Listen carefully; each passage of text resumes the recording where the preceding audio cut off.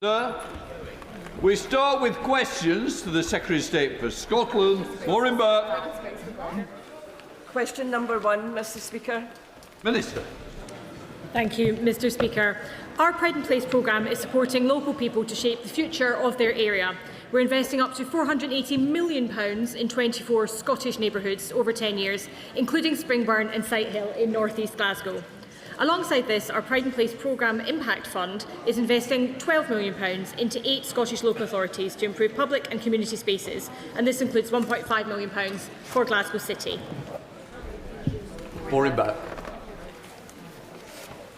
In my constituency, the Pride in Place programme will be stewarded by Jim Hope, BME. Jim has decades of experience in community engagement and has been involved in a range of projects that have brought local people together. Does the Minister agree with me that the key strength of the Pride in Place programme is not only that it is investing £20 million of funding into long-forgotten places like Springburn, Bermulloch and Ballonach, but that it is trusting local leaders like Jim to shape the future of their area, putting power directly in the hands of those who know their communities best? Minister. I completely agree with my honourable friend, and I'm absolutely delighted that somebody of Jim Hope's stature has been appointed to lead Pride in Place investment across North East Glasgow. It's a great example of those who know their communities best being empowered to lead, and I will follow the progress made in North East Glasgow with very keen interest. Melinda Ward. Thank you, Mr Speaker. Question number 2.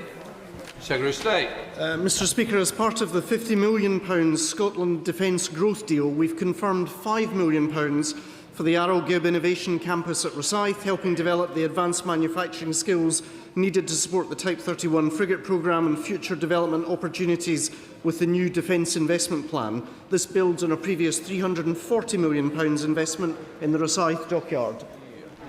Melinda Ward. Thank you, Mr Speaker. Given the threats our country faces, in March the Secretary of State announced welcome funding for 2 Defence Technical Excellence colleges, one to be in the east of Scotland.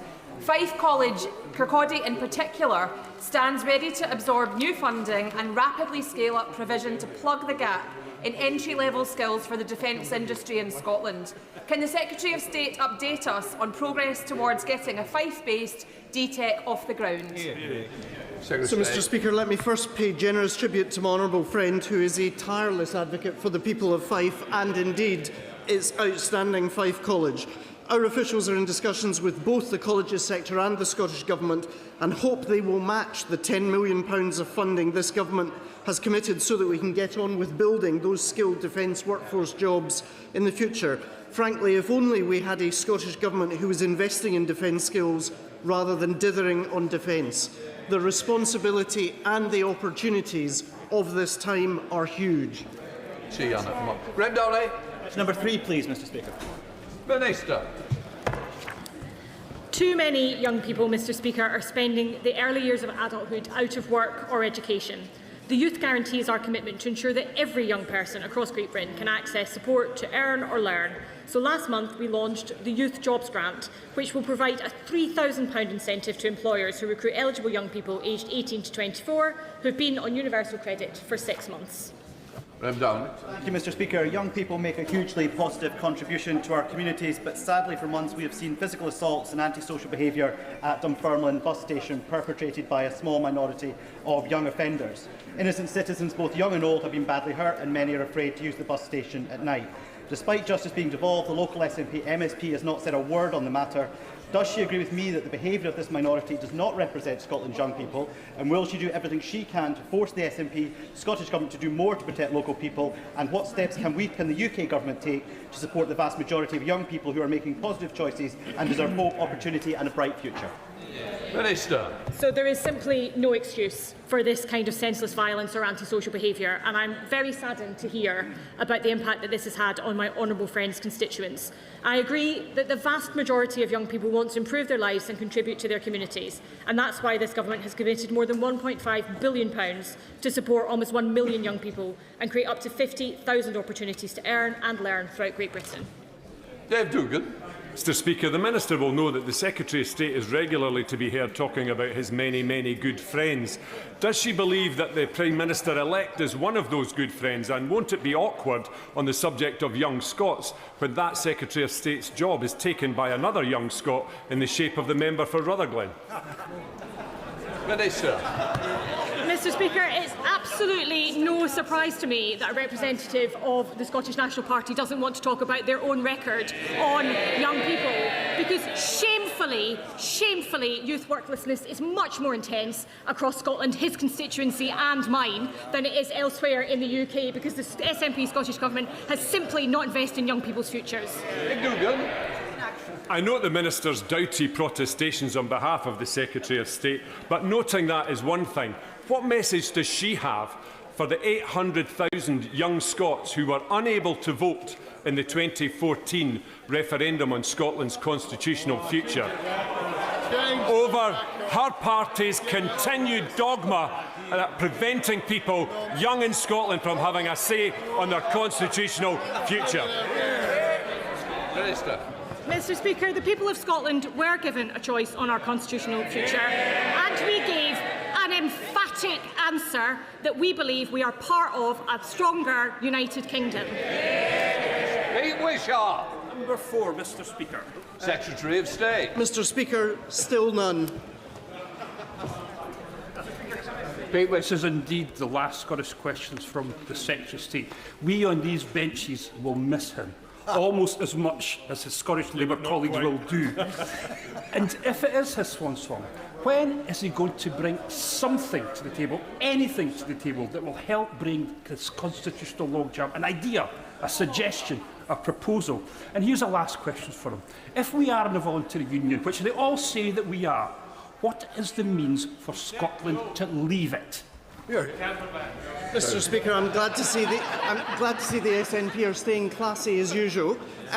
On the matter of personnel choices, I'm not sure my first go-to source would be the First Minister, because of course he appointed Peter Morrell to be the Chief Executive of the Scottish National Party. They don't like the answers when they ask the questions, Mr Speaker. And in relation to their continuing obsession with independence, I would simply say this is a better time surely to focus on delivery. In May, nearly a third of patients waited more than the target 4 hours in Scotland in A&E, with a staggering 16,612 people waiting over 8 hours and 6,978 people waiting more than 12 hours. That is the worst time since records began. Their manifest failure on delivery, Mr Speaker, really is the elephant in the room, or should I say, the camper van in the drive. Patricia Ferguson, Chair of the Select Committee. Thank you, Mr Speaker. The Scottish Secretary will be aware that no NHS board in Scotland has met its target for starting cancer treatment within 62 days since 2012, that Public Health Scotland data shows that 1 in 7 Scots are on an NHS waiting list, and that Scottish Government's own figures show that home completions fell by 10% in the year to March. And don't even get me started on lifeline ferries to our islands. So does the Scottish Secretary agree with me that it's time for the SNP Scottish Government to start talking about delivery, acting on delivery, and to stop talking about division? Mr Speaker, the Chair of the Scottish Affairs Select Committee speaks with her characteristic wisdom and authority on these matters. It seems the only output that is rising on the SNP's watch is the number of statements being issued by solicitors on behalf of their high-profile clients. David Mundell. Thank you, Mr Speaker. I won't be overly effusive about the Secretary of State or the Minister, because it might not be helpful for them in the next few days. In a previous change of Prime Minister, Mr Speaker, as soon as Anna Soubry stood up and said that I had done a good job at the Scotland office, I knew I was doomed.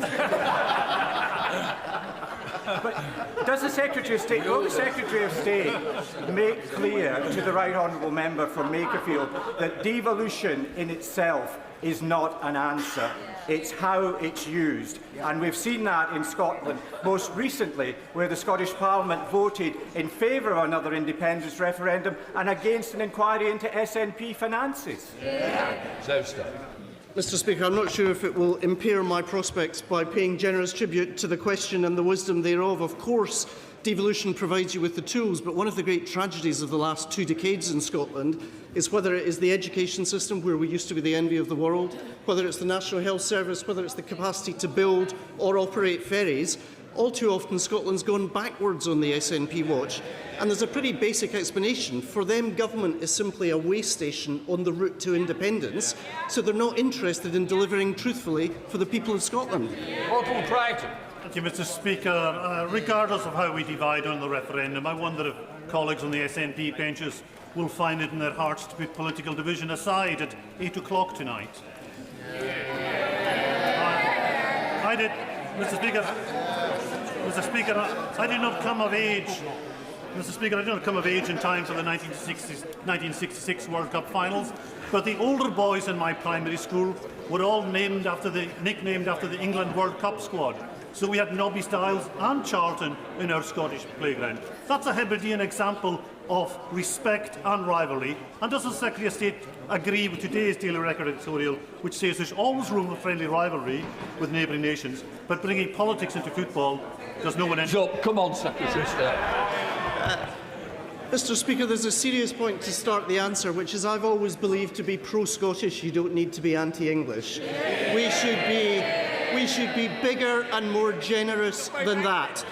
We're all immensely proud of Steve Clarke, of Andy Robertson and the achievement of getting to the World Cup. But I think we could look across the North Sea to Norway for a demonstration of grace in circumstances in which they left the tournament. Be assured, I wish our friends, our neighbours and our sometimes rivals well this evening at 8 o'clock. Secretary of State Andrew Barr.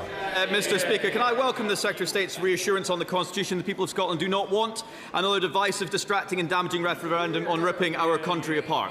That being said, this Labour government do have a bit of a habit of changing position on certain issues, 25 U-turns in only 2 years. So can I ask the Secretary of State, whatever else changes, whoever else holds the keys to Dover House this time next week, will this be the one? And even if it is the only one, the one thing they stick to, no referendum, no consideration, will they dismiss out of hand immediately any move towards the breaking up of our United Kingdom of Great Britain and Northern Ireland? Yes, Mr. Speaker, ours is a politics of solidarity, of cooperation and togetherness. We had a manifesto commitment not only opposing independence, but opposing a further referendum, and we stand by that mandate. Susan Murray, Liberal Democrat spokesperson. Thank you, Mr. Speaker. 54% of Scots now back nuclear power, and the SNP tell them they can't have it. In May, over half of the Scots voted for 57% of the Scots voted for parties committed to the Union. Now, I know some parties might describe that as nearly 60%, but it's definitely a majority. But the SNP's answer, as we're hearing, appears to be another referendum. And there's a pattern where a majority of Scots disagree with the SNP decides the majority is wrong. So will the Secretary of State back the single transferable vote so that Scots get what Scots vote for? Mr. Speaker, it's now almost a matter of ancient history, but in the forgotten referendum that took place under the last Labour government, I was proud to campaign alongside her party's former leader, Charles Kennedy, in favour of the alternative vote. And in that sense, I think there are ways that we can improve the working of our democracy within the United Kingdom without separating and leaving ourselves from the United Kingdom. Laura Bard. Mr. Speaker, can I welcome the honourable member to her place and congratulate her on a recent by-election victory. This government's focus is to make the existing devolution settlement work effectively. For too long, we've watched centralisation of decision-making taking place at Holyrood, pulling powers away from local communities across Scotland. It's time that changed, and I would remind the SNP-led Scottish Government there's actually a nation outside of and beyond Holyrood. It's called Scotland. Laura Bard. Thank you, Mr. Speaker. Devolution appears to be all the rage at the moment, and the Secretary of State will know fine well that the Scottish Parliament recently voted to devolve energy powers back to Scotland. So in this new spirit of renewed cooperation and trust that we are apparently about to start to see, can I ask the Secretary of State when the UK Government will respect the vote of the Scottish Parliament and devolve energy powers back to Scotland? Mr. Speaker, the SNP seem to respect every vote apart from the constitutional referendum in which 84% of the Scottish people exercised their democratic choice. She says that that devolution is all the rage. Some of us, with respect, were early adopters. I campaigned for, voted for and supported the Scotland Act in this House, arguing for a two-parliament solution to Scotland's effective governance. Energy policy is one of the areas of policy that is held here at Westminster, albeit there are important planning considerations in Westminster. But on the substantive point that the centralisation of powers in Holyrood needs to be reversed, I certainly do agree. The Honourable Lady seems to have no comment on that. She's obviously replicating the pattern of behaviour of a certain former First Minister. Lillian Jones. Thank you, Mr. Speaker. For 23 years I've proudly served in Scotland's NHS, working alongside dedicated, hard-working, brilliant nurses. Yet under the SNP government, those very nurses are paying higher income tax than colleagues anywhere else in the UK. Does the Secretary of State agree, instead of demanding more powers, the SNP government should use the powers they already have to concentrate on delivering better public services and better value for Scotland's taxpayer? Mr. Speaker, I thank the honourable member, my honourable friend, for her question. I couldn't agree more. My own mother worked for many years in the NHS in Ayrshire at Crosshouse Hospital. The Scottish Government is, alas, letting those dedicated NHS workers down. After 19 years in power, it must account for its record on public services, from NHS waiting lists to declining school standards. We used to have an education system that was the envy of the world. The priority should be on delivery and not division. Secretary of State Andrew Buck. Mr. Speaker, we famously haven't heard very much from the Right Honourable Member from Makerfield on his plans for government, although we do know that he seems to be a fan of devolution and its job-creating opportunities for him. Well, I can tell colleagues from experience devolution ain't everything it's cracked up to be. In Scotland, we have had 20 years of SNP mismanagement and a pervasive and deeply damaging devolve and forget mentality in London. So can the Secretary of State confirm Labour will not be devolving any more power to Edinburgh? Mr. Speaker, I hardly think that the mismanagement of the SNP that he rightfully describes should damn devolution in the eyes of everyone in this chamber. It is perfectly possible to drive a Ferrari into a ditch, which is pretty much what we've seen over the last 19 years. And Mr. Speaker, the Leader of the Opposition, we've demonstrated that we are unafraid to step in and act when decisions are being taken by the Scottish Government that are to the detriment of Scots and Scotland, with the Gender Recognition Act a few years ago. So will he today commit to urging the new Prime Minister to think long and hard about how devolution in the hands of the SNP is failing Scotland and Scotland's economy, and examine how, on this government's watch, SNP ministers have been able to jet around the world on taxpayer jollies, allowed British civil servants to drop plans to tear Britain apart, and spent countless hundreds of thousands pursuing a narrow, divisive agenda focused on pulling Scotland apart rather than growing it together? Mr. Speaker, I think an awareness of all of those issues is not simply that for the incoming Prime Minister, but anybody who reads a newspaper in Scotland. It is a travesty of the potential of devolution, what we've witnessed. Not simply the distraction of focusing on issues that are not devolved, but their abject failure in policy after policy area that is devolved. Ferries, hospitals, schools, the list goes on. Erica. Question number 6, please. Secretary of State. Mr. Speaker, GBE Nuclear's technical study that was recently published confirms that Scotland possesses land areas with high potential for new nuclear development. Such projects could deliver significant investment and thousands of high-quality, unionised skills jobs. As a government, we remain open to discussions with the Scottish Government on deploying these technologies, both to boost Scotland's economic growth and energy security. Erin Campbell. Thank you, Mr. Speaker. New nuclear in areas such as my constituency of North Ayrshire and Arran could bring much-needed skilled jobs and investment to the area. Yet again, Scotland is losing out.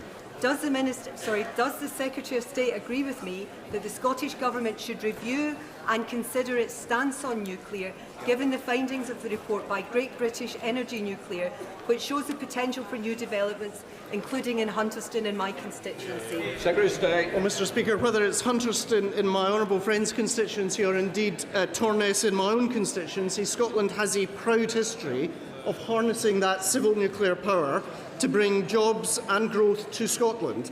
Alas, the anti-scientific approach that the SNP have adopted of denying us that future of carbon-free energy is one that will also, unless it changes, deny us the high-skilled jobs and investment in North Ayrshire and Arran that is required, and indeed across Scotland. John Lovell. Mr. Speaker, many of my constituents work at Torness Power Station and are deeply disappointed that the SNP government are blocking new nuclear development in Scotland. So does the Secretary of State agree with me that the nuclear industry provides highly skilled jobs and it's a grave mistake by the SNP government to block them coming to Scotland? Yes, Mr. Speaker, on that there is cross-party consensus. I can attest to that as the constituency member of Parliament in Lothian East, where we've had decades of not just sustainable power that is carbon-free, but really high-quality jobs, excellent apprenticeships and stimulus to the local economy. I know of the contribution of his own constituents to the work in Torness. We want to see life beyond 2029-2030. Gordon McKee. 7, Mr. Speaker. Secretary of State. With permission, Mr. Speaker, I will answer questions 7 and 12 together. City, region and growth deals are having a visible and transformative impact on regional economies across Scotland. Built on more than £1.5 billion of UK government investment, the deals play a vital role in fostering enduring economic growth, unlocking private sector investment and improving infrastructure and job opportunities. On McKay. Can I thank the Minister for his answer? Cities like Manchester and Liverpool have benefited enormously from the regional devolution. In Glasgow, 30 years ago, Greater Glasgow was split up into more than a dozen local authorities. So can I press the Secretary of State, when he meets with the Scottish Government, to press them to devolve power out of Edinburgh and into Glasgow? Mr. Speaker, in the words of the incoming Prime Minister, we're up for it. As far as devolving power from Holyrood is concerned, alas, many of the powers do rest with the Scottish Government, but we need to end the grinding centralisation that I described in my speech to the Convention of Scottish Local Authorities last autumn and see a renewed focus on the city regions of Scotland. Douglas McAllister. Mr. Speaker, West Dunbartonshire is one of 8 local authorities which makes up the Glasgow City Region deal, and the local authorities delivering an ambitious project to create a major industrial and commercial development on the former ExxonMobil terminal site on the Clyde. The enabling works are funded jointly by the Council and the Glasgow City Region deal to the tune of £45 million. So does the Secretary of State agree that to re-industrialise every part of our nation, this government must help unlock the economic potential of the site and bring much-needed, well-paid, high-skilled jobs to West Dunbartonshire? So, Mr. Speaker, let me assure my honourable friend that we are committed to bringing economic opportunity to every part of Scotland, unlocking the economic potential of sites exactly like the ExxonMobil Bowling Terminal is how we can achieve this for communities and deliver those high-skilled jobs that people want to see. West Dunbartonshire is presently benefiting from over £500 million through the Glasgow City Region deal and money from our new local growth fund. This government is working hard with local partners to deliver that long-term prosperity. Number 8, sir. Minister. Thank you, Mr. Speaker. I was delighted to meet with key farming stakeholders at the Royal Highland Show, where we discussed the structural pressures facing the livestock industry in Scotland. This government absolutely recognises that food security is national security, and while there has been a decline in herd sizes, we've seen higher productivity and changed genetics. So we continue to work closely with departments across government to champion our producers and use Brand Scotland to promote Scotland's export potential globally. Jerome Mayo. Mr. Speaker, Scotland's beef breeding herd is in trouble. It's down 373,000 in the last decade. There's also declines in the dairy, cattle, pigs and chickens. It shows an industry in distress. Now, the Minister, in her response, says that food security is national security. So why does she and the Secretary of State let the SNP use devolution as a shield whilst they strip Scotland's larder bare? Mr. Speaker, it is not a question of using devolution as a shield, it's a question of proper accountability where it sits. farming is a devolved matter. The Scottish Government, the SNP Scottish Government, has not delivered for Scotland's farmers. Just take the Scottish Government's Future Farming Investment Scheme. In some areas, rejection rates for ineligibility were as high as 94% under the SNP, a very typical example of the overly bureaucratic nature of their policy. Mr Dougan, we don't need an ongoing shouting match from your senatory position. And the next. Thank you, Mr Speaker. Mr Speaker, by ending Tory austerity and increasing the settlement to the Scottish Government by nearly £12 billion, this UK Labour Government has provided adequate funding for the SNP to properly resource Scotland's rural economy. Does the Minister agree with me that it is time that Scotland's rural industries were properly recognised and got the support that they needed from the Scottish Government?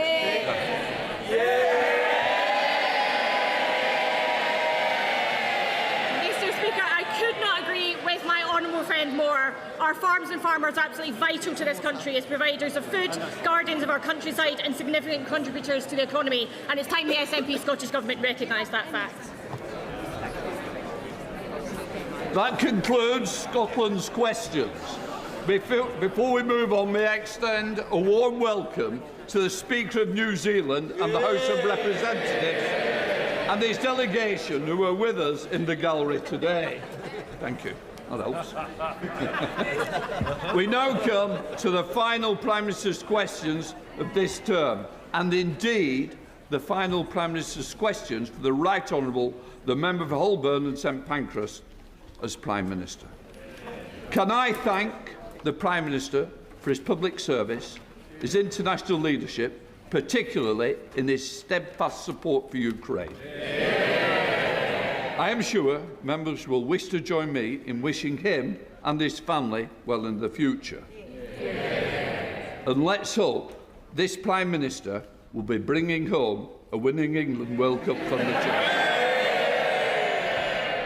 On that note, I'm going to call Graham Stewart.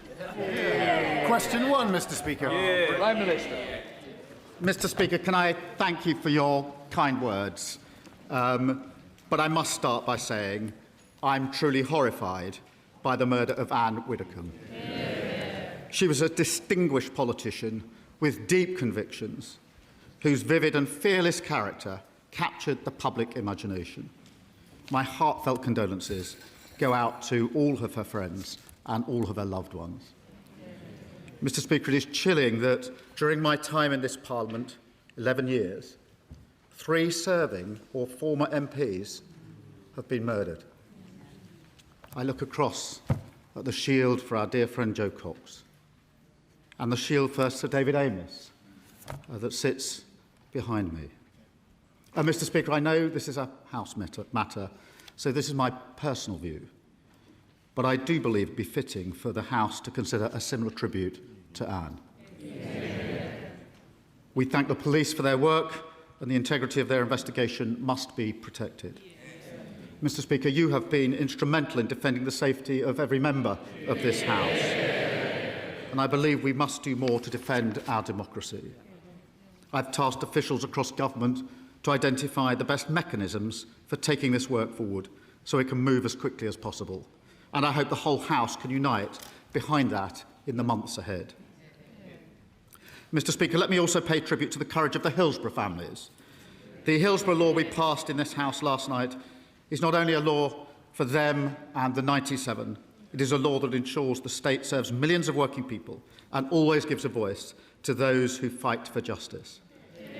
A law for everyone, delivered by a Labour government in the best traditions of the Labour movement.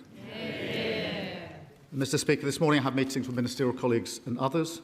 In addition to my duties in this House, I have an important appointment with the television at 8 o'clock this evening.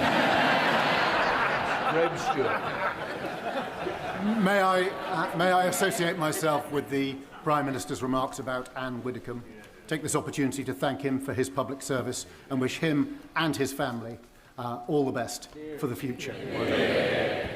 Most of us, Mr Speaker, can only dream of playing the role of Jude Bellingham, scoring the winning goal, leading our team to victory. Yet the Prime Minister did it. But politics, like football, is a ruthless game, and he's now been handed a red card by the 400 dodgy referees behind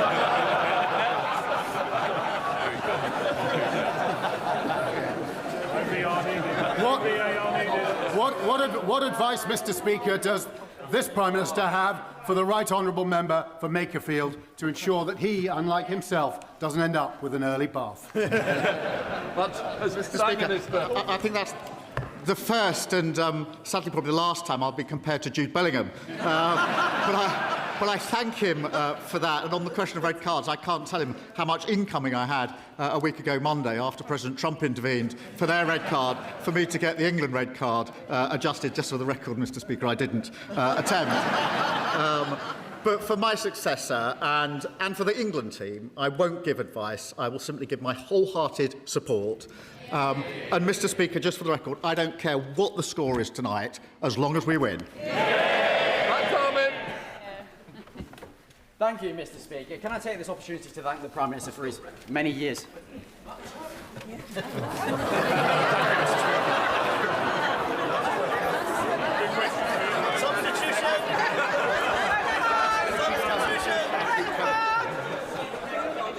Come on, Thank you, Mr. Speaker. And I rise for the third time.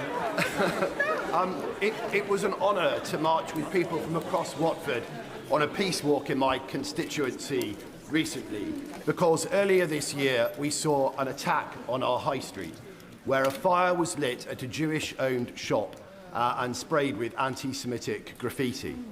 Additionally, mosques in Watford have been subject to Islamophobic attacks and intimidation. So I welcome my right honourable friend, the Prime Minister's additional support to deal with anti-Semitism and anti-religious hatred. And does he agree with me that this House must come together to stand united against those that would seek to divide us? Prime Minister. Well, can I thank him for his question and for his hard work? And he reminds us that an attack on one of us is an attack on all of us. Anti-Semitism and anti-Muslim hatred are a poison. We ripped anti-Semitism out of the Labour Party, and I've worked as Prime Minister to root it out of our country. And that's why just this week, Mr. Speaker, we invested a record £250 million to protect our Jewish communities. And we're using the new powers we introduced to designate the IRGC, going after those who incite violence on our street. Everyone deserves to live with security, dignity and freedom. And that is a fight that I and every Labour government and across this House will never give up on. Kemi Bennett, the Leader of the Opposition. Mr. Speaker, can I start by thanking the Prime Minister for the way he responded to the murder of Anne Widdecombe last week. This is the first opportunity I've had on the floor of the House to commemorate her life. A lot has been said about how she died. I want to focus on celebrating the life she lived. She was a woman of high principle, profound beliefs with a wicked sense of humour, a wonderful combination of being a serious person who did not take herself too seriously. She changed her faith from Anglican to Catholic and from the Conservative Party to the Brexit Party, but she always remained part of the Conservative family. You may not always have agreed with her, but Anne Widdecombe was a woman who said what she meant and meant what she said. Hers was an honesty that made our politics better. Her wit and forthrightness sat alongside a deep humanity and decency. She had wonderful turns of phrase. She said, we need less political correctness and more political courage. She said, if we deny our culture, become nothing and everything, that weakens us. And finally, Mr. Speaker, she also said, it is a truth universally unacknowledged at Westminster that there is life after politics. So with that in mind, I turn to this Prime Minister's final questions. And Mr. Speaker, I wanted to make sure that I got the tone right today.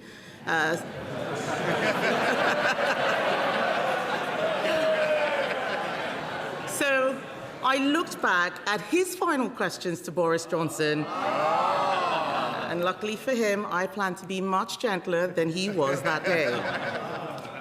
Week after week, the Prime Minister and I have clashed at this dispatch box and rarely agreed on anything. But there is one thing I did admire. When President Zelensky was attacked in the White House, the Prime Minister showed leadership and invited him to Downing Street. That was the right thing to do. Ukraine is on the front line in the battle for freedom. So does the Prime Minister agree that cross-party support for their cause must endure?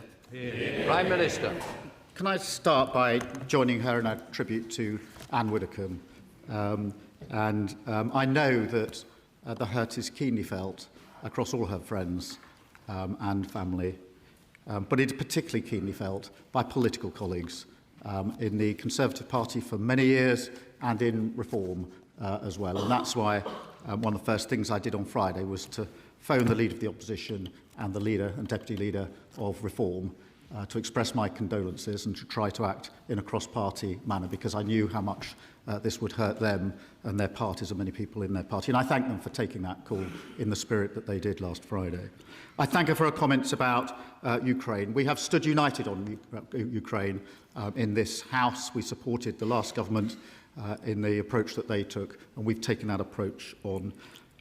That meeting with President Zelensky, the day after he was evicted from the Oval Office, he left alone. He got a plane.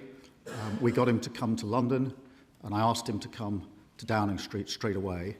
And I walked out to meet him. I gave him a hug, and then I showed him what was in the street, which was many people who had come thinking that he was visiting Downing Street. And the moment he got out the car and hugged me, they cheered on the top of their voices, the British people, to tell President Zelensky exactly what they thought of him and the way that he had been treated. And that was a really emotional moment, because it was the first human contact he had effectively had outside of his immediate team since he left the Oval Office. I had a meeting with him to tell him that in this country we will stand with him and Ukraine, and I didn't let him leave alone. I walked him out to his car, because we don't let people in Britain walk out of our buildings alone. We escort them out. Can I thank the Prime Minister for that answer?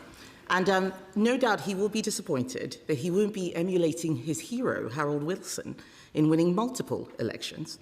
However, we all hope that he may be about to emulate him in another way, by being the Prime Minister when England win the World Cup. That is something that every single one of us in this House should get behind, especially the SNP.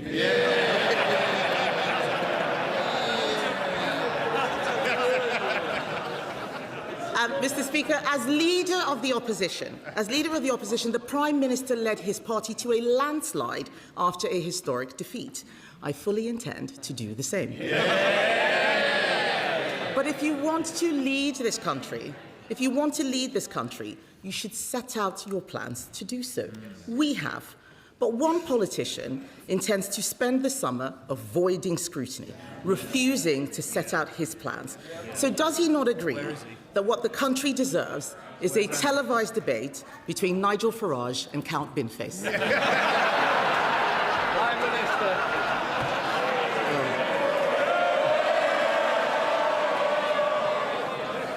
Well,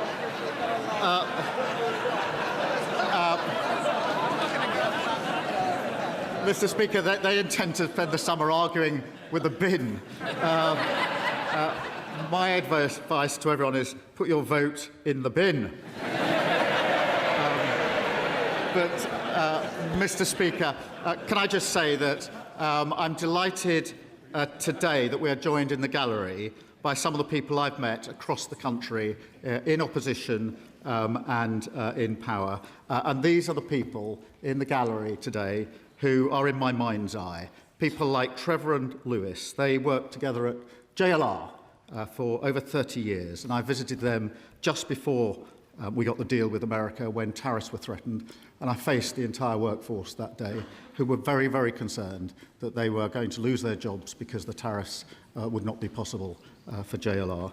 When we went back, when we got the deal, I took the call from President Trump at JLR in Solihull so that they could hear the deal and they knew exactly what it would mean for them. The only mistake I made was putting it on loudspeaker, which of course is always a slightly unpredictable thing to do. when you've got President Trump on the other end. But luckily, he agreed the deal and the cheer went out. But these are the people across the galleries who are here with us today that are always in my mind's eye. Ben. Mr. Speaker, I know how much the Prime Minister has come to enjoy our exchanges. In fact, in the King's speech last month, he told me that on difficult days, my input was always a ray of sunshine. He might not have answered many of the questions I asked him, but at least he turned up. It is important to respect Parliament. So does the Prime Minister agree with me that his successor should come to this place and answer questions rather than scurrying away for the summer? Yes. Prime Minister. Well, Mr. Speaker, as Prime Minister, I've participated in over 60 PMQs. Always a pleasure, always something to look forward to. And I've answered, or at least given answers, on 2,800 times. And I'm sure she will question my successor in the same way. And I'm sure she'll forgive me if I just mention one or two others who are in the gallery who have been affected by the decisions we've made, because Billy, who is sitting in the gallery in front of me, was diagnosed with breast cancer in 2023. She was there, Mr. Speaker, when we launched our plan for change, and she's been a tireless advocate for better cancer care. Billy joins us today from the Special Needs School where she works in London, and I'm pleased to tell the House that Billy's cancer is in remission. Can I thank the Prime Minister for that answer and paying tribute to so many of the people who he has been able to help. In fact, I remember when I started this job, the Prime Minister was very helpful to me, saying that I wouldn't last the year. Life comes at you fast. He spent a long time laughing that I'd lost control of my party. I think he should have been paying attention to his backbenchers instead of mine. But everyone in politics would do well to remember how quickly political fortunes can change. I know that he has been asked and he's being diplomatic, but on that note, does he have any advice for his successor? Prime Minister. Mr. Speaker, I will give my wholehearted support to my successor. I want this Labour government to be a success. I want our country to be a success. I shall give my support privately if asked for, not publicly when not asked for. But, Mr. Speaker, I also, if I may, wanted to draw attention to Pooja, who's with us in the gallery today with her daughter. I first met Pooja in a cafe at the back of Euston Station, and she told me about her son Ronan, who was murdered when he was 16, having just done his GCSEs. I have to say, as a father of two teenagers, I found that very hard to hear. His killer, who was also a teenager, collected a ninja sword and a machete from his local post office. He bought them online using a parent's credit card, a fake name with no ID checks. And when I heard that, I said to Pooja that I would campaign with her to get the law changed and make a commitment and a promise to her. And that's why we passed Ronan's Law, driven by Pooja's inspirational campaigning. And today I'd just like the opportunity to thank her for that. Mr. Speaker, that is a lovely statement that the Prime Minister has just made to Pooja. I'm sure the whole House will agree. I think the whole House will also agree that he gave a very diplomatic answer to the question I asked him on advice to his successor. And having heard it, I say this to Labour MPs with as much goodwill as I can muster. We have been where you are. Changing Prime Minister is not a silver bullet. Indeed, it may be that the Labour Party's troubles are only just beginning. Solving the fundamental problems in this country will require difficult decisions. And you also need to know how to get things done.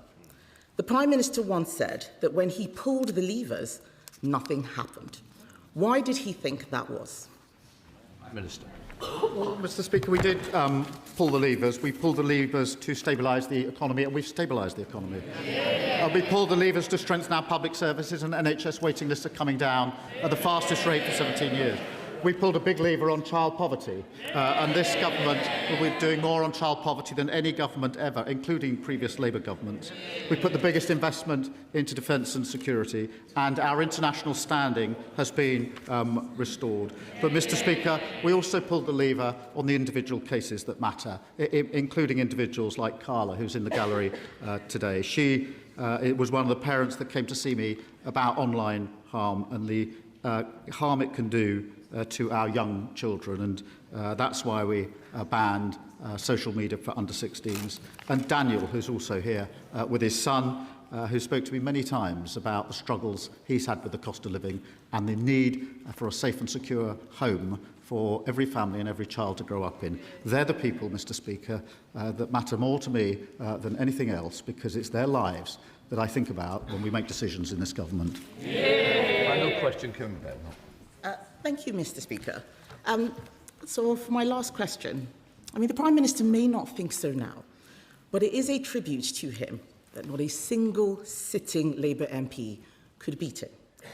Not the member for Ashton-under-Lyne, who couldn't count her taxes, not the member for Sheffield-Heeley, who couldn't count how many phones she'd lost, and definitely not the member for Ilford North, who couldn't count to 81.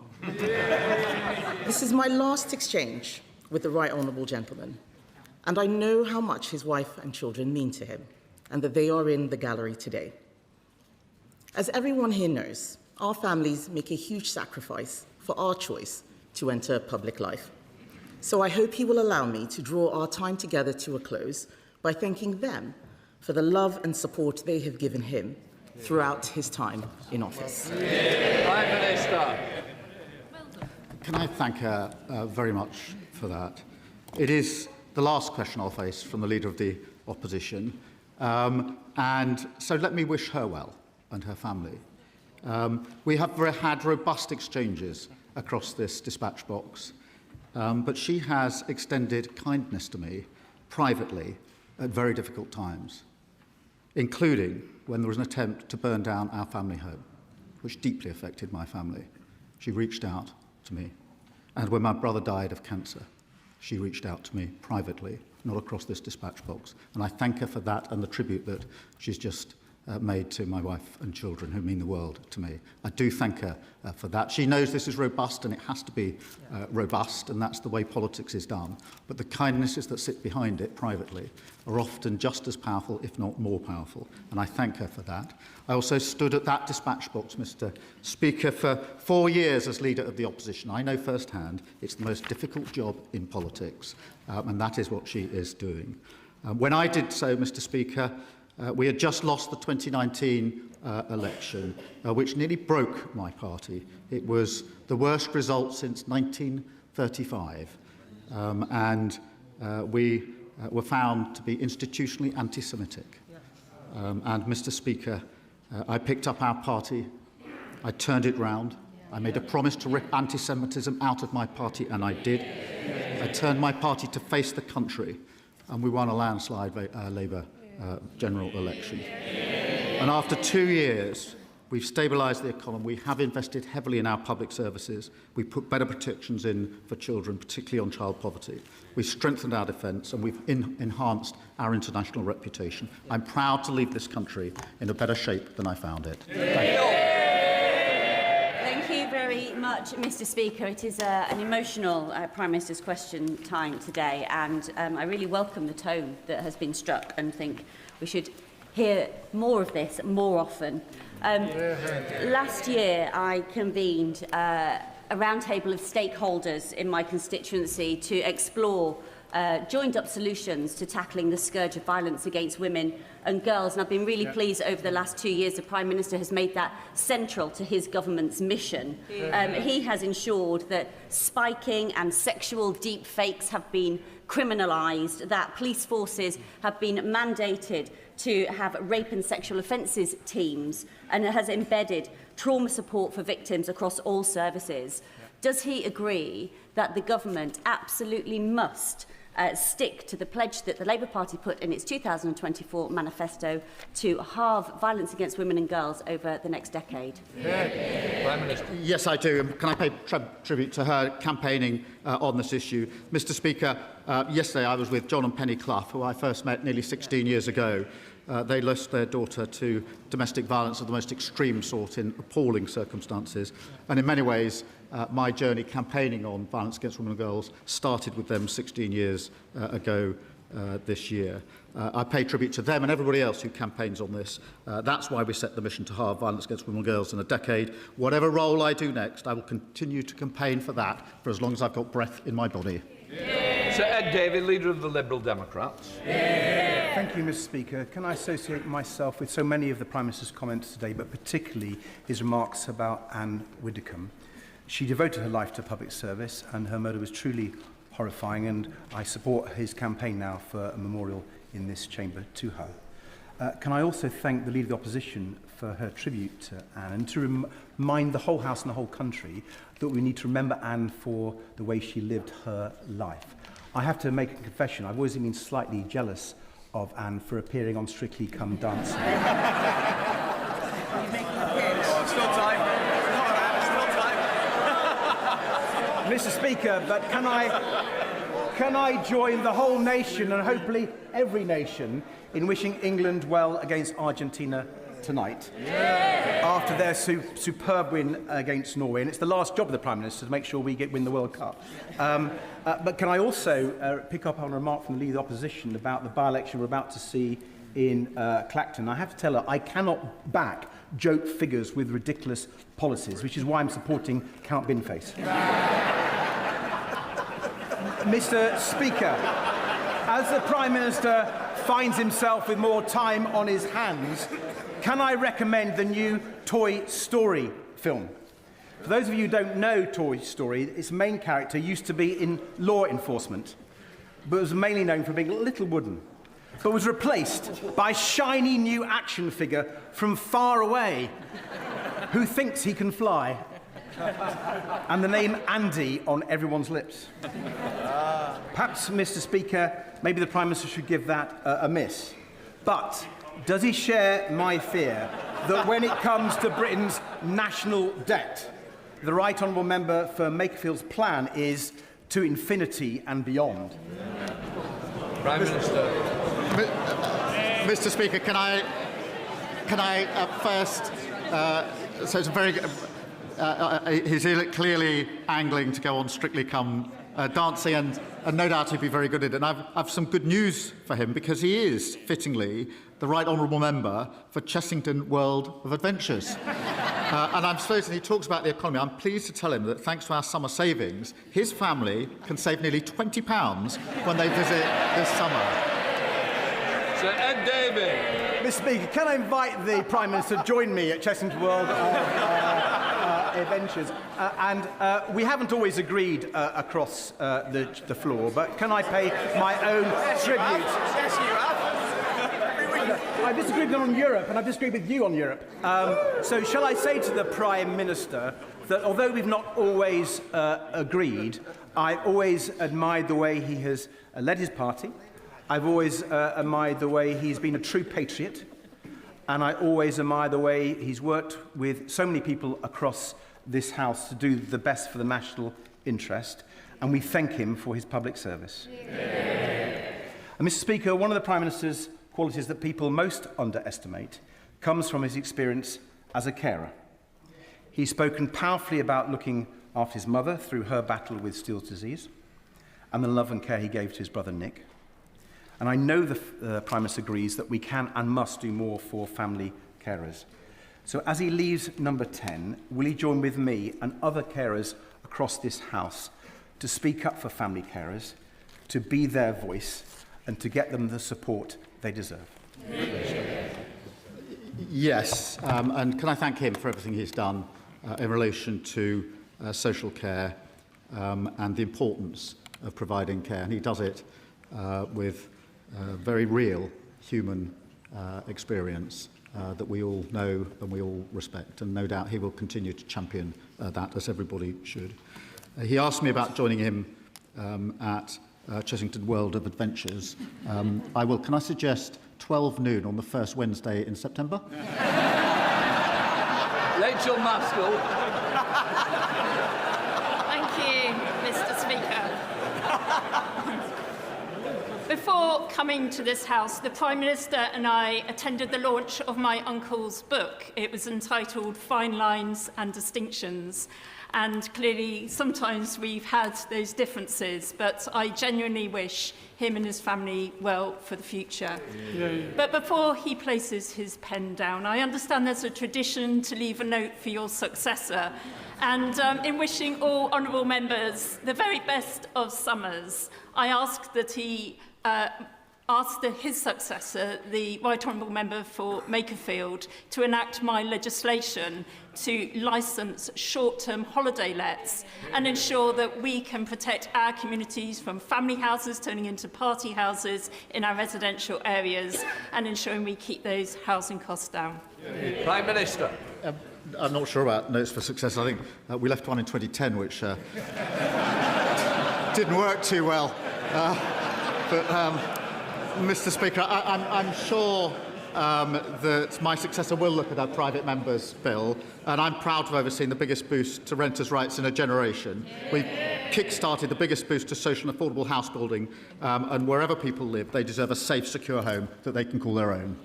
Richard Tice. Thank you, Mr. Speaker. Whilst his own MPs may have sent him off without resorting to VAR, I have some good news for the Prime Minister. Yes, under his tenureship, 76% of England football matches have been won, which is the greatest, most successful record of any Prime Minister in history. So will he commit, in his remaining days in office, to carrying out whatever meetings, reviews, motivational talks to ensure his greatest legacy on Sunday is that finally football is coming home? Prime Minister. Can I thank him for this? I mean, I'm a massive football fan, so forgive me for being a nerd on this, but we've won 22 out of 29 matches since I've been Prime Minister of the England team. We have got to get that to 24 over 31, which means we will win on Sunday, and I wish the team well. And of course, Mr. Speaker, it's only under Labour governments that we win the World Cup. And in that spirit, I'm sure the whole House will get behind the team. Julia Butley. Thank you, Mr. Speaker. Watching the Prime Minister secure his legacy this week with the NATO summit and the Hillsborough Law, I wondered if he wanted to make it a hat-trick and support Shrewsbury College's bid for a new construction skills centre. As the main post-16 provider in the county, our outstanding college trains over 10,000 young people and adults, both A-levels and vocational qualifications. But this year's applications are up by 15% and our buildings are full to capacity. In a rural area like Shrewsbury, with limited alternatives, hundreds of people could end up becoming NEET. Will the Prime Minister support their third attempt to secure capital funds and meet the growing need so we can open the Construction Skills Centre in September? You've got it, I've got it, you must. Mr. Speaker, I know that the college in our constituency has made a bid to the Post-16 and Construction Skills Capacity Fund to expand their provision. I've also set a target for 2/3 of young people either to go to university or to a gold standard apprenticeship, because I think we need to rebalance. We rightly applaud and put on a pedestal those that go to university. We need to do the same for those that are apprentices as well, and have a bit of rebalancing. Can we just speed up questions, because there's some people I really do want to get in to help everybody. David Chadwick, good day. Thank you, Mr. Speaker. 2 weeks ago, the news leaked that Powys Teaching Health Board is considering taking the beds out of all but 2 community hospitals in Powys, and 2,500 people have already signed my petition against those cuts. Does the Prime Minister agree with me that taking beds out of community hospitals is not a solution for the crisis in social care, and why didn't he prioritise fixing social care when he had the opportunity? Prime Minister.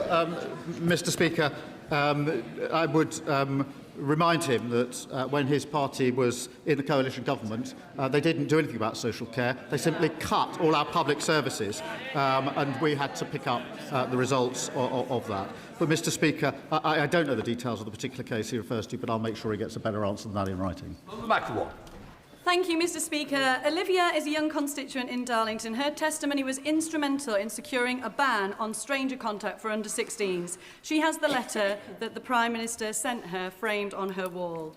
Olivia and millions of young people across the country will be safer because of him.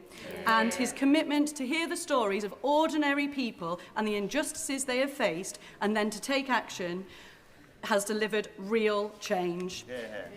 Given that social media has, for better or for worse, played such an influential role on our tenure in this House, I wondered if the Prime Minister might share with all of us any of the viral moments that have had cut through in the Starmer household.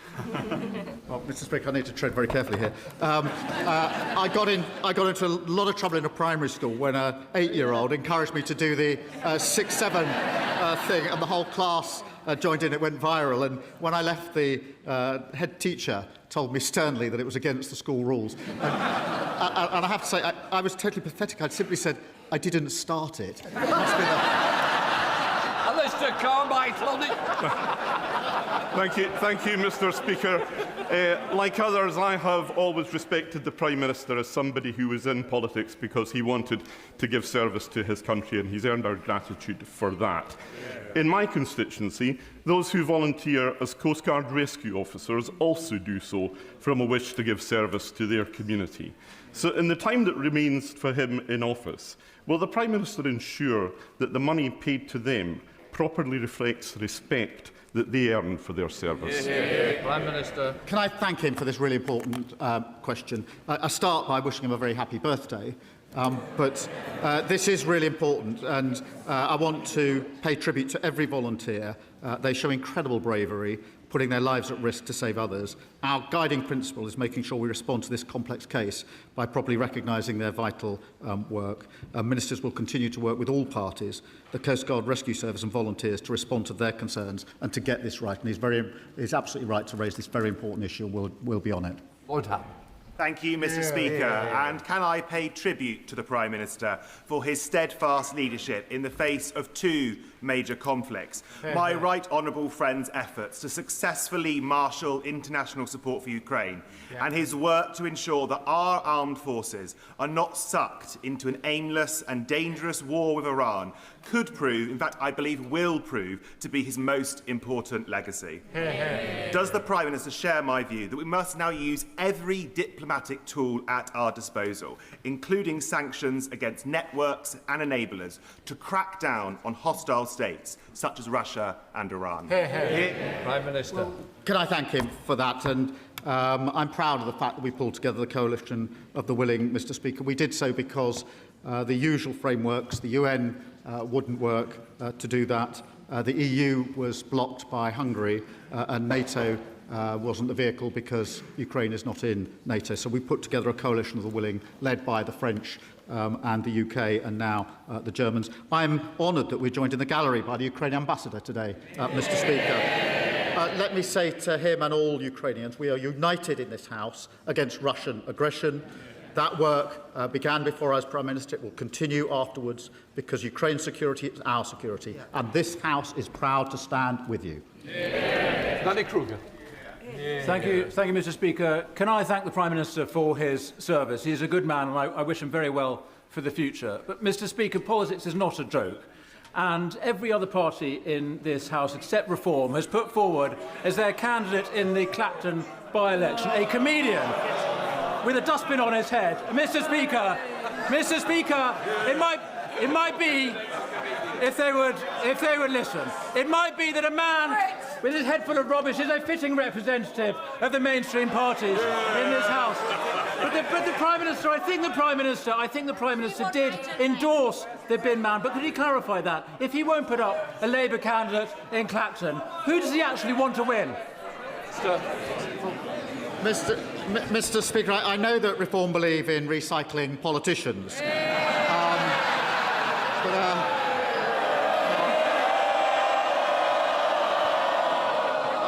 I wonder that's if he really thought spending his summer arguing with a bin was what he had in mind when he defected to the benches up there. That's sharp. Thank you, Mr. Speaker. This Monday will mark 10 years to the brutal rape and murder of my constituent Samia Shahid in a so-called honour killing. Can I first thank the Prime Minister for all his leadership on the agenda for ending violence against women and girls? And can he join me in reaffirming the UK's commitment to end this abhorrent killing in the name of so-called honour, not just here in England, but across the world? Well, can I pay heartfelt tribute to her for everything she has done to campaign and draw attention to this issue, and the very powerful and personal way in which she argues it. And when she spoke in this House earlier this year, it was compelling for all of us, for all the right reasons, and I thank her for that, and I know she will continue to do so for many, many years to come, and right so, and thank her. Alison Bennett. Thank you, Mr. Speaker. I'd like to put on record my appreciation for the hard work of the Prime Minister's ministerial team in DEFRA in tackling the absolute failings of South East Water. But last Friday, 1,200 pupils at Downlands Community School in Hassocks were sent home because they had no water. For those children, for their parents, for their teachers, it was another reminder of South East Water letting communities down. I'm sure the Prime Minister would agree that something as basic as turning on the tap should never be in doubt. So, before new housing developments are approved, does he agree that water companies should be compelled to confirm that they have the capacity to provide a reliable water supply to those new homes? Yeah. Well, this incident is completely unacceptable, and every customer deserves reliable, resilient services, particularly during extreme heat where there's a risk to public health. The Water Minister has met the company's leadership to demand improvements and will follow up in that way.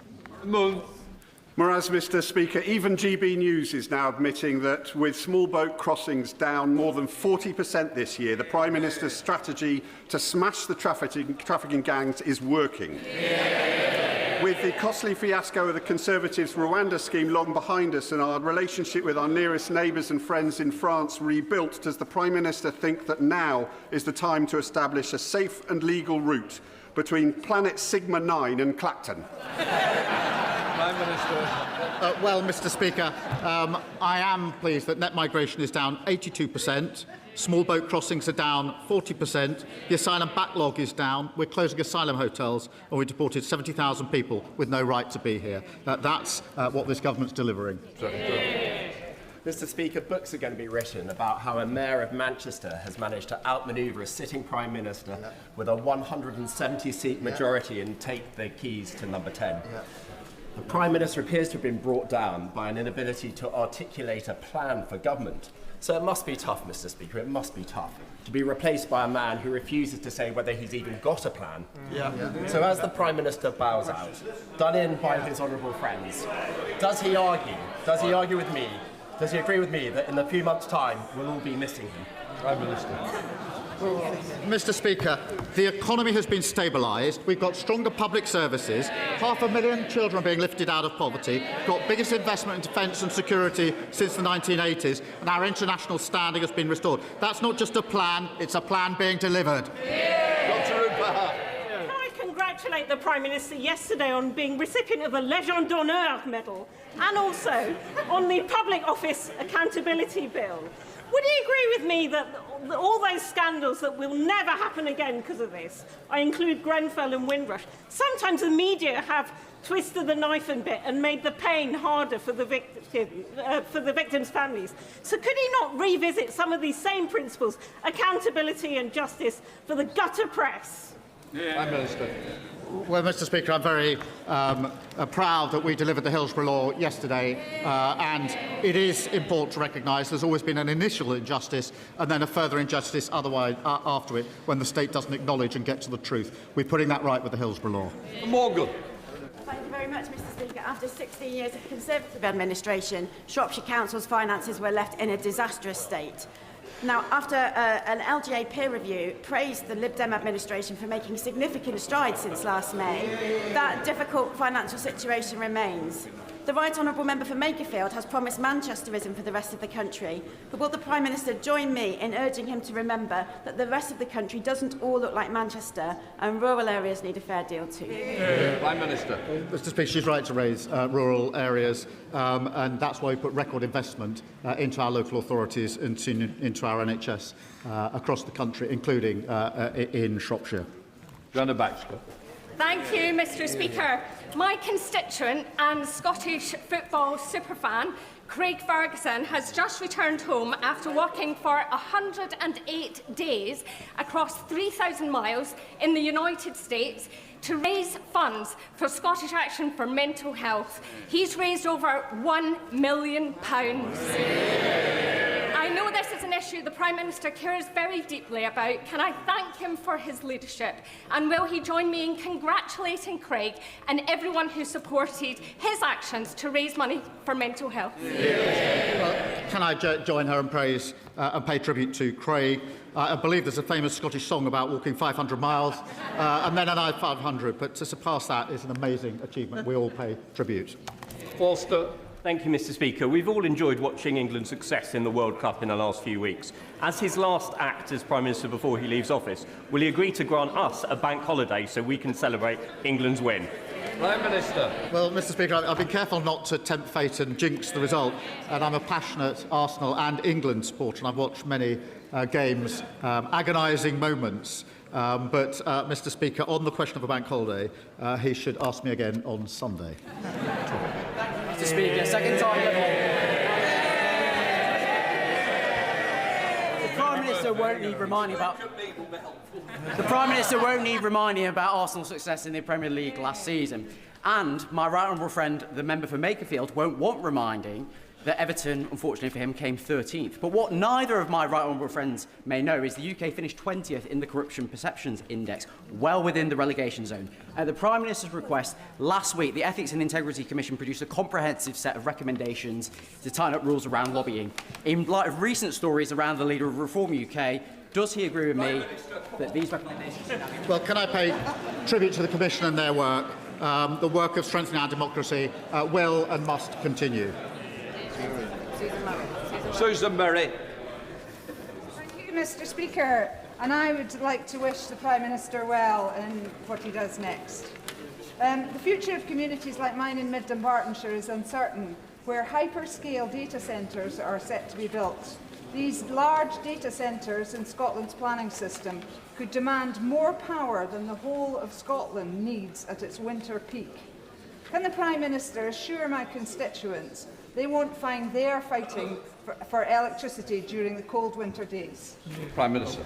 Mr Speaker, it's very important that we have all the resources we need to provide the energy we need and to bring the price of energy down, and that is what we're doing. Right, final question, Caroline Harris. Oh, I can do this. Can I thank my right honourable and very dear friend for everything he's given to our party and our country. There were few who believed we could make the changes needed to bring in a Labour government after the general election of 2019 when he became leader. But today, because of his service and his leadership, children are growing up in a fairer Britain. We stand tall on the world stage, and every day we've seen his decency and his courage shine through. Can I thank him and his wonderful family on behalf of me and my family for their cherished friendship, and I am certain everyone will join me in wishing him and his family the very, very best for their next chapter.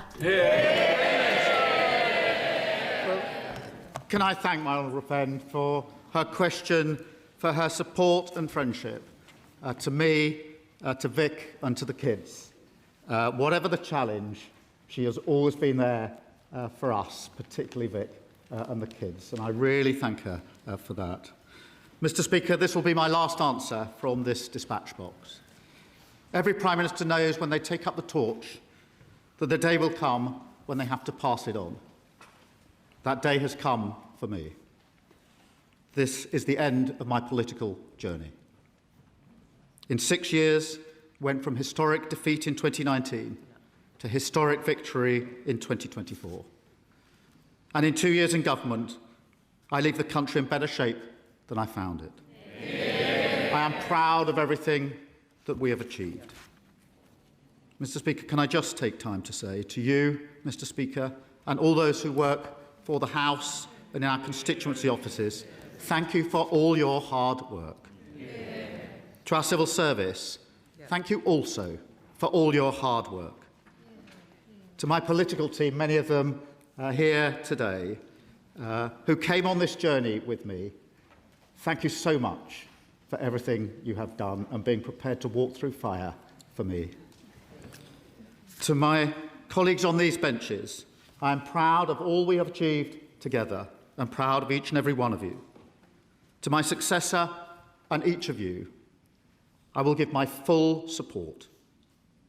To all colleagues across the House, can I wish you good health and happiness. To all those in the gallery whose lives have been changed or improved by this Labour government, and all across the country who struggle to be seen or heard, you're the reason I came into politics.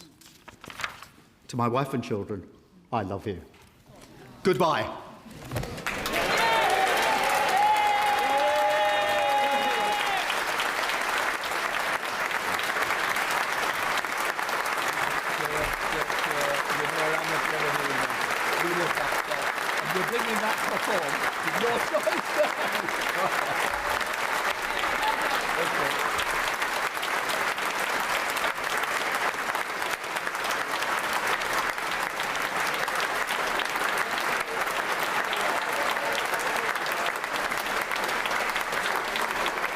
Can I just say, as the curtain has fallen,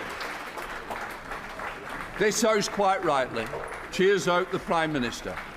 I'm sorry we're still clapping. We don't do clapping in the House. We cheer. We hold our order papers up. That is the farewell that we should always give to a Prime Minister.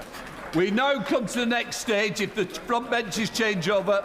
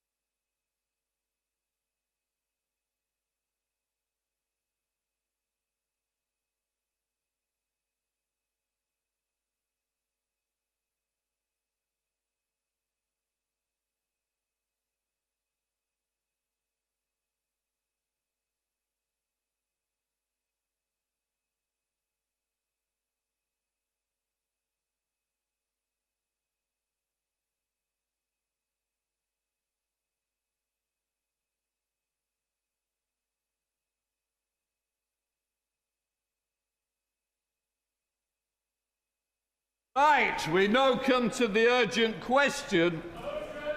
Show Secretary of State, Claire Keating. Thank you, Mr. Speaker.